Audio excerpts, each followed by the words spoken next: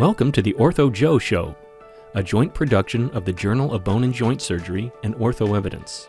In our world, orthopedic research is king, and current topics from our respective publications are analyzed weekly. Here is Mohit Bhandari from Ortho Evidence and Marc Swinkowski from the Journal of Bone and Joint Surgery. Well, good morning, Mo. Good morning.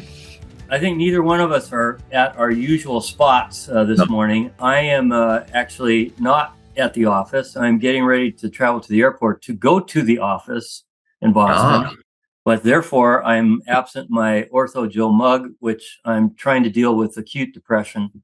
I've got a cup of Joe, but it's rather generic. I have a holiday cup here, and I'll let people be nameless, but it's a holiday cup of coffee. Okay, from a large Canada-based company that was named after a former hockey player, perhaps. Yes, something like that. Yes, you could be very right on that. Yes. Yeah. Well, that's great. Yeah, and I also noticed, and I know you have already, that here I sit, having learned absolutely nothing from you about appropriate dress for academic interchange, with my JBJS tie on, still acting like a fossil. Not at all. I mean, I just think that it's the holidays, so why not just relax? Well, I shouldn't say it's quite yet. I'm already in the season. I'm in the mindset of holidays. So, but then you'd argue that, Mo, you're always like that. So you must be in a perpetual state of vacation or holiday. But we'll leave that for another discussion. Yeah, I'm okay with truth telling, and I would just point out to the listening and viewing audience that you are clued in to world fashion trends, and I am clued in to an age gone by. So, and I'm okay with that. Not at all. Yeah, but listen, I wanted, this is my ninth year as editor of the journal, and I try to really use the editorial process quite sparingly. And I actually can't recall a time when I've written a piece that had a viewpoint in it. I tend to use the editorial process to highlight, symposia we've done, or big changes in the overall field, and not with much opinion. But this, I think, may be the only exception in my 9 years that I wrote an editorial, and it was to accompany a very exhaustive piece and quite informative piece on research for medical students and pre-med students who endeavor to get into orthopedic surgery. Now, we'll get into why I wrote the editorial in a bit, but as the article points out, that between 11 and 17% now of applicants to U.S. orthopedic residencies have participated in a year of research. And this has to do with the fact that our specialty is very popular, and somewhere between a third and 40% don't get in on their first go around. And therefore, these 1 year to 2 year options, sometimes paid, sometimes not, have become more the norm than the exception. So the first thing I want to start out with, what is the situation for students in Canada who want to get into orthopedics? Yeah, and I would say that for sure. I'm not sure at this point. Well, I guess you and I can debate whether this is good or bad, but we will. Yeah, right. For medical students getting into an orthopedic training program in Canada, and I would actually argue, Marc, if you look across, lots of the places both you and I travel, it's not that different. I mean, in terms of the perception. So there's the availability of spots, which is always a challenge. But if you decide you want orthopedics, and two things seem. One, you need to pretty well differentiate very early in medical school, because you're competing with other individuals who have decided, it seems, very early on, that this is their career path. Right. And then it has become almost a prerequisite. I would have to believe that a trainee or a medical student coming in without a reasonable portfolio of research would have a harder time getting into the top positions or even getting a position. So the stress from getting into a program is hard. It used to be that just demonstrating interest through electives and maybe doing any type of research, anything, was important. But now we're seeing more and more the number, and I think to your point, the quality of publications is becoming much more an issue. And you're seeing students, Marc, coming in with double-digit papers. This is medical school. The one thing, though, that I don't believe I'm seeing a lot of, or at least I don't recall seeing a lot of, is the frequency with which people are taking a full year off. They're called here enrichment years when they do it. And I've seen it at the McMaster Medical School. They take an enrichment year. Maybe in my 15 years, I've seen, at least with students that are engaged in orthopedics, maybe a handful of times. But somehow all this is happening while they're, doing their medical school training, which has made it particularly challenging. Right. And as you correctly point out, it's no longer adequate to do high-level bench research in another field outside of musculoskeletal topics. It really has become an orthopedic-based research demonstration. Yeah. And it's very, very hard now for students who discover they love orthopedics halfway through their third year in training. That was my case. I went to medical school thinking I wanted to be a pediatrician. And it wasn't until halfway through my third year that I discovered, boy, what these folks are doing really looks like a very rewarding field. And I think that's nearly impossible now, which is a shame. I think it puts young people under so much pressure and results in the need to compete in this arena. But let me now turn to the reason. Oh, go ahead. No, go ahead. No, I was just going to say, the only thing I was going to add is, the other big challenge is that you'll have individuals who, we make this presumption that, to be an orthopedic surgeon, you must be a surgeon scientist mentality just to get into the program. You have to demonstrate all this research.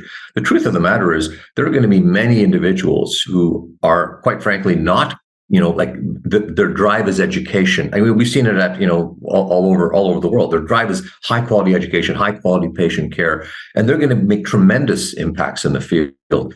But I feel that what happens sometimes is them coming in and writing 4 or 5 or 6 papers sometimes seems to be less about them and more about the environment in which they're in. And the benefits may not always be the medical students. And maybe that's what you're going to speak to. But I feel there's other people benefiting sometimes from this pressure cooker environment.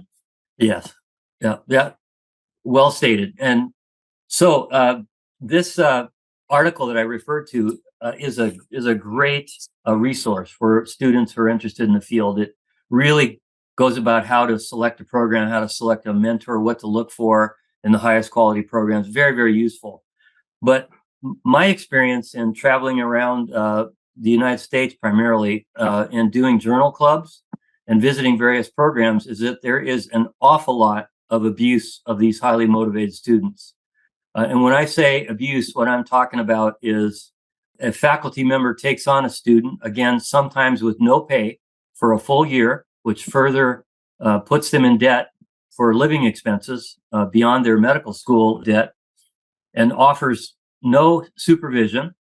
I visited one program where there were 10 students doing a 1-year experience in research, much of it with very little supervision, no overall curriculum on research methodology or things that could potentially enhance their career as a researcher, and being told to go do retrospective electronic medical record reviews. And this is abuse. I don't think there's another word for it. And I really wanted to point that out to our orthopedic world. I would say that this is not right.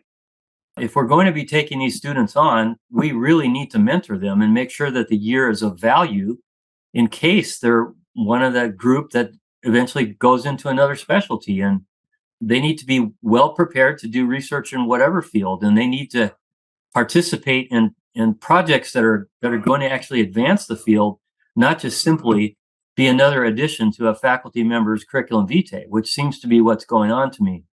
And I just think we as a community need to stamp out this abuse of students. So that's why I wrote it, because I really think it's a big problem.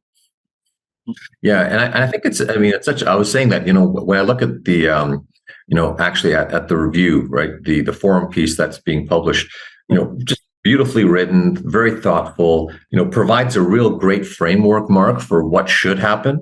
But the reality is that doesn't always happen. And, the word we use around here is an enrichment year, but, so how do you frame an enrichment year for a student? Well, the enrichment year for a student is not my CV getting enriched, right? Selfishly, let's say, it's how do we enrich that person? And I thought you had provided in your editorial some general broad, I guess, approaches to how one might think of structuring an appropriately set up year for a student. But at a minimum, you would think that you'd want to have both the mentor or mentee, however we want to frame it, being aligned on a common vision, one that, if anything, would arguably support the mentee. I always say that choose a mentor that has a greater vision for you than you have for yourself. It's very hard sometimes when you're there. You just think, if I work here, there's a chance I'll get in, and whatever I have to do to get in, I'll do it.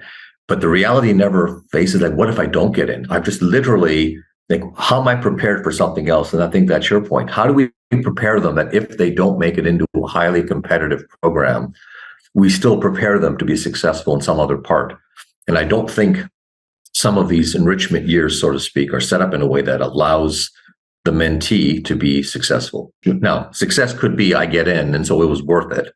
And, I think there's some trade-off there, Mark. And I suspect there's probably, and I'm not sure if you ever asked the students particularly if they felt that they could be open and honest enough to say how they felt about the situation. But I suspect for many of them, if they got in, they look back and say, well, it worked out okay.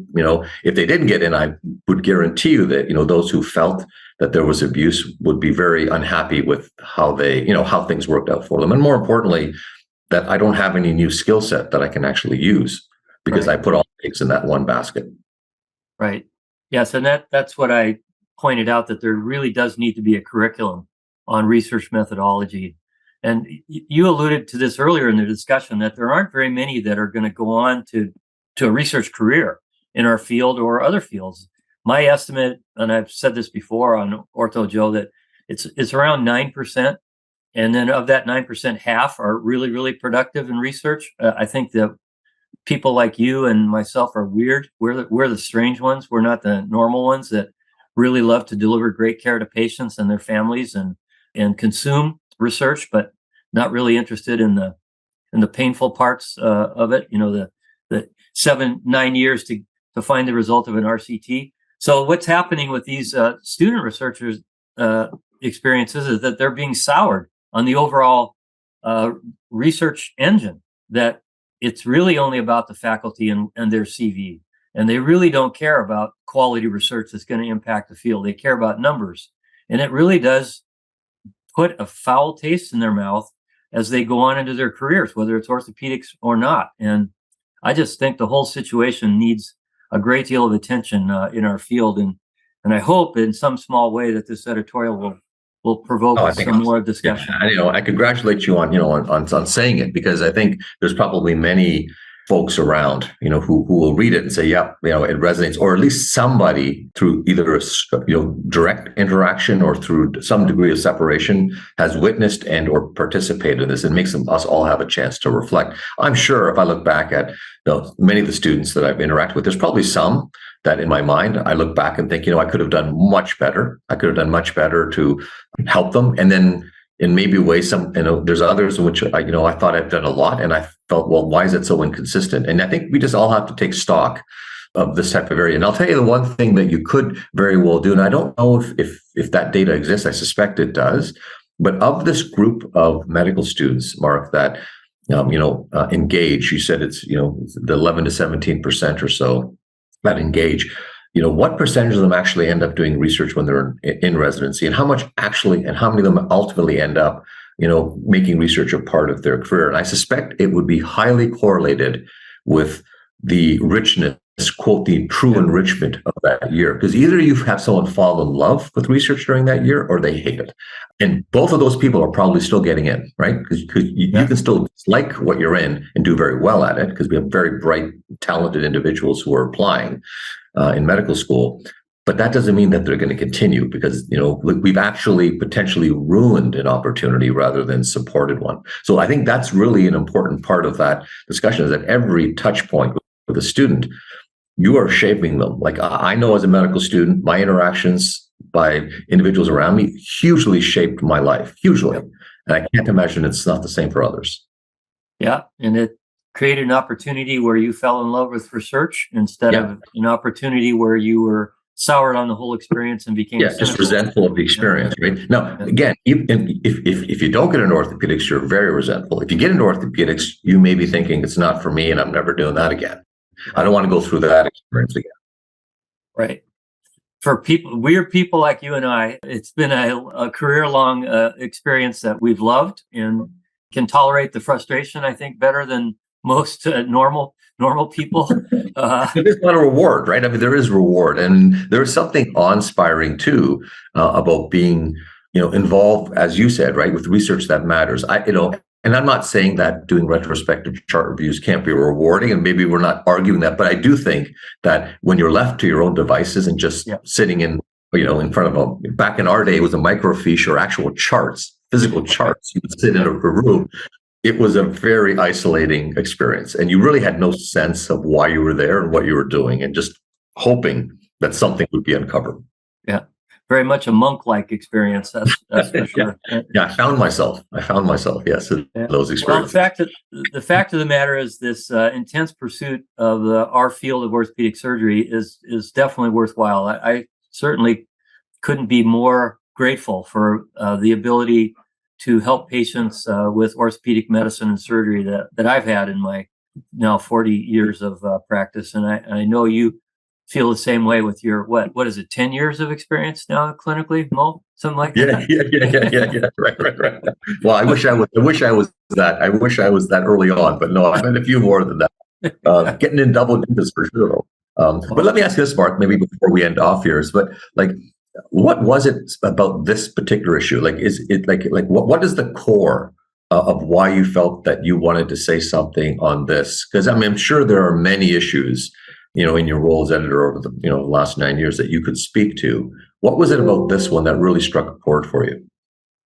Well, to cut to the chase, it really is abuse of a vulnerable population in our field. These poor students don't have advocates, and they step into bad situations with the greatest hope, and they're really vulnerable. And I saw so many bad examples in my travels that I had to say something and speak out for them, because they can't, they can't say anything to anybody, or at least they feel they can't. No, I mean, it's extremely well put. Yeah, that's exactly right. It is we think of patients as being part of a vulnerable population, but our trainees are in many ways in the same, in some ways have a similar fate, and you really want to do everything you can to protect them. Now, I think there's a greater awareness, and I do see, and I'm hopeful that that this, among with discussion around this topic, and I hope this paper and this review and editorial garners lots of discussion, because I think it's important that you don't solve a problem until you start talking about it, right? And we see that time and time again. Right. Well, let's hope it triggers a snowball rolling down the hill. It's almost winter in Minnesota. Oh, so I like that. Already time about snow. So I'm hoping we don't have snow yet in Canada for a couple of more weeks. I hope so. Boy, I hope so. It's beautiful here today. It's like 55. It's unbelievable. But anyway. Yeah, I was saying the same thing. It's about 60 degrees here as well. So yeah, it's great. So I don't know what you're doing today, whether you got meetings or whatever, but I'm headed off to the airport. Go see my colleagues in Boston. Carl, Allen, I'll see you tomorrow. Okay. I would say is that may your travels be safe, and more importantly, on time, because I know what airports can be like. So all the best. Okay. Cheers. Thanks for talking about this with me, Mo. No problem. Enjoy the discussion.